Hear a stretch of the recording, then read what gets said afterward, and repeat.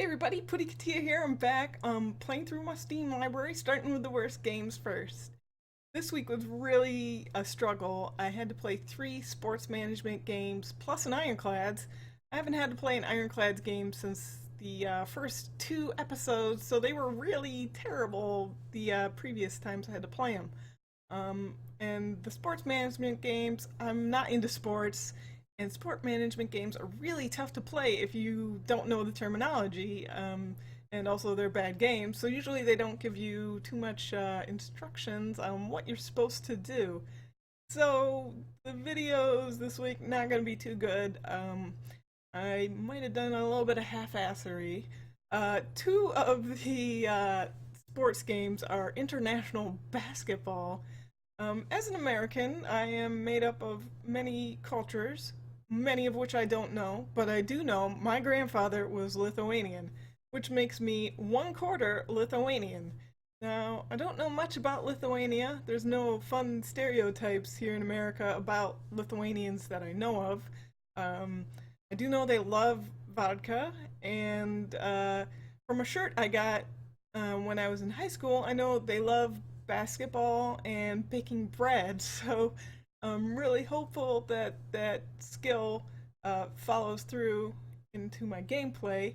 Um, Back in the 90s, there was an Olympics where there was the Dream Team, which Lithuania was a new country back then, and they wanted to go play basketball against this Dream Team, but they didn't have a lot of money. So the Grateful Dead actually gave them money and started selling tie-dyed Lithuanian colored shirts with the Grateful Dead skeleton thing on it to help raise money for the Lithuanian basketball team. So that's what I know about Lithuania. If you know any fun stereotypes about Lithuania, please let me know. Because I would love to know, even if they're bad, or especially if they're bad, because I just want to know what's up with Lithuania. All right, so let's get to those games. World Basketball Tycoon. I don't know what the M stands for in that. I'm pretty sure it's management. I decided to go Lithuanian with this. It's trying to make me Russian, and that's a little offensive to me. I found the oldest age you could be was 60s. You could not be an owner older than 70, which is kind of weird, because I'm pretty sure there's a lot of 70-year-old basketball team owners, but the Doodle Boppers need to select a tournament, so let's go with the Lithuanian one, because that's where we are from, Lithuania. Let's go and do it, then. I was not sure what I was supposed to do. There was no instructions, but since I've played quite a few of these management-type games, I basically knew you got to put your dudes in each position and kinda just find the next button, but then I ran into this. And all of my subsequent attempts to load the game failed, so I was done with this. Tryst is a word that means like a romantic appointment for sexy times, so I don't know why you would call your RTS Tryst. But let's get to it. You can play 2 different races, human or Zali. This takes place in the distant future where everyone speaks English with a heavy Russian accent, which to me makes no sense at all.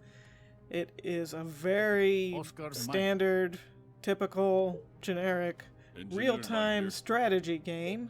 You have units, you have buildings, you have menus that look exactly like any other real-time strategy game out there, like StarCraft.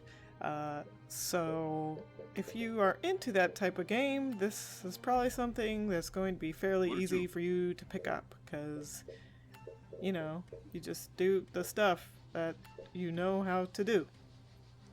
I don't know what this thing is, but I captured it. So yeah, the game didn't record for me the first time I played through it, so this is all just stuff I quickly recorded just to show you what the game was about. This is the other race, the Zali. I was gonna call them aliens, but they're actually the natives here. We are the aliens on this world, and I think they're just trying to defend their home world. It is a multiplayer game, but every time I went and played it, there were 0 players playing it besides myself. So you're going to be limited to just single player, basically. The game is super duper prone to crashing on ya, so while you're playing single player, you better save the game frequently and be ready for all that fun of playing a generic RTS that crashes all the time. Ironclads, American Civil War. Gee golly, it's been a while since I played an Ironclads game. I guess I'll play the North because I'm so patriotic and I want to keep our Union strong. It seems like I have 2 groups of boats here based on the map. One is kind of in the shit here. It seems to be like a submarine. This game is a turn-based game, and the enemies are now converging upon my little submarine-y type boat guy. But don't worry, he'll be okay. They sure do take a while to move though, but a lot faster than the other Ironclads game. And I can tell where I'm going, and steer pretty well, so that's a nice change. The UI is a little old looking, but it's an old-timey game, so you get the green cannon when you can toot your tutor shooter, and you have to move. You can't not move. You can't partially move. You have to fully move, otherwise you cannot end your turn. The cannons are a little bit fiddly. Seems like the green ones on the sides should be usable, but they aren't the proper color green. They're just usable green right now. That means they have their stuff and they're ready, but when they turn this more yellowy green is when you can shoot them. There's kind of sometimes a small window where you can shoot them, and you gotta really get ready to hit that stop button on your little UI thing, otherwise you're gonna miss your opportunity to shoot down your boat here. Very exciting. Here's a boat sinking. It's a first for me on Ironclads. I did sink 2 of the other boats, but this last boat, it seems to be clad in some sort of a metal material, and it took a while, but I sunk it.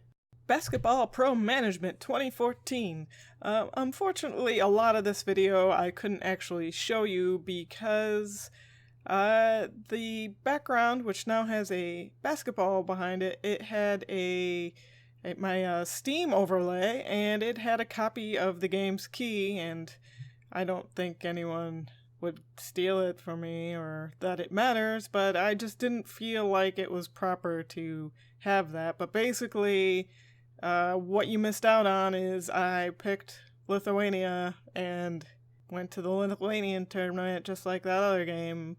And unlike that other game, I put my dudes on the roster in their places, and the game actually played. Every now and again, you get a timeout, and you gotta give them a little pep talk. So I just basically ran the simulation at 4x. When I was doing poorly, I would change our strategy a little bit. We have just some drop-down boxes, which were easy to change. I didn't know much what they do, but I just figured changing them up couldn't hurt. And, sometimes I just didn't know what to tell them, so I didn't tell them anything. Sometimes your timeout talks would make them feel better, and sometimes it made them feel negative. So here, one of my dudes got fouled out, and I'll be honest, I actually went and I made dinner during most of the simulation, so there was a long pause here while I was chopping some onions, and when I came back, I could not figure out what I was supposed to do to get this fouled out player off the team, but you just click on one of the other dudes, and you're good to go. So at that point, I figured I better just sit here since we're in overtime, and we won! Total Pro Golf 3. This screen makes me smile. That face looks like it was photoshopped on by a fourth grader attempting to put his head on a nice buff, muscular body. It's another management game, which means I have to ignore the fact that I don't know anything about sports and just try to wing it. I just tried to do my best here. There is a mode where you can play some golf, but oh my gosh, it was terrible. Basically, it would select everything for you and you just hit swing. I could not figure out why I wasn't participating in any tournaments, but it was because I needed to select them and say I wanted to participate. And it would just kind of simulate it all for you, which is great because I don't want to have to actually hit the ball ever. If you do good, it does this. I mean, I guess well, not good. Superman does good. And I won the tournament, but it was really just downhill from there. I didn't do any better. I did play another season. It's kind of amusing when you do bad on a tournament. It looks like you're snapping your golf clubs, which that's not good. You can buy a house. I don't know what that does for you. And you can buy fancy cars, and I don't know what that helps you either. You can also set your diet, which seems like it would, make you feel better and such. I had a hard time actually keeping my energy levels up, which is in the upper right-hand corner. If I did too much practicing, I would just be totally depleted of energy. So I guess the trick to golfing is to not practice very often, and you're good to go. So my Lithuanian heritage did not help me manage basketball at all, but I did bake this bread. So there's that. I actually baked it in my grandfather's bread pan because him and my grandmother owned a restaurant and he actually did bake bread for the restaurant every day. So I guess as far as my family Lithuanianism goes, the bread making bit is true. We might have missed out on those basketball genes though. So I will see you next week and hopefully have some good times. Bye.